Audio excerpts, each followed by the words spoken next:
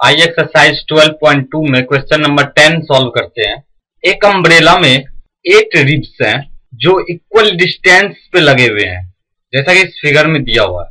Umbrella को 45 centimetre radius वाला एक फ्लैट सर्किल मानते हुए इसके दो कंसेक्यूटिव रिब्स के बीच का एरिया निकालिए। आइए इस क्वेश्चन का सॉल्यूशन करते हैं। क्वेश्चन में दिया हुआ है टोटल 8 रिब्स हैं। There are 8 ribs in the umbrella.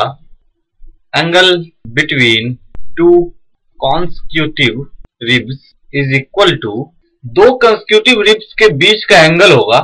Total 8 ribs हैं, यानी कि जो सर्कल है उसको 8 पार्ट में डिवाइड किया गया है। हर एक पार्ट का एंगल सेम है। टोटल एंगल जो सर्कल में बनता है वो 360 का होता है और टोटल रिब्स में जो डिवाइड किया गया वो 8 है, तो एक रिब्स का एंगल होगा 45 डिग्री।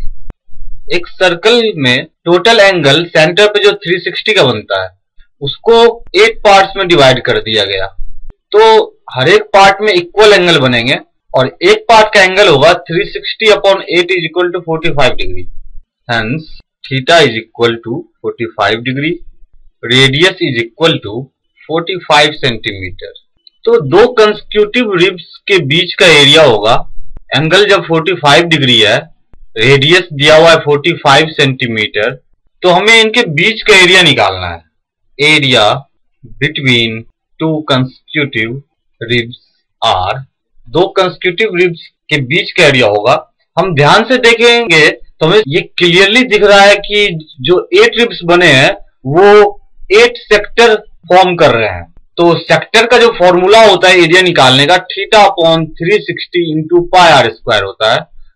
थीटा की वैल्यू हमें पता है 45 डिग्री, रेडियस पता है हमें 45 सेंटीमीटर, तो 45/360 इंटू 22/7 इंटू 45 इंटू 45, 45 से 360 8 टाइम्स में डिवाइड होगा, 4 11 is equal to 11 into 45 into 45 upon 28 centimetre square is equal to 11 into 2025 upon 28 centimetre square is equal to 22275 upon 28 centimetre square.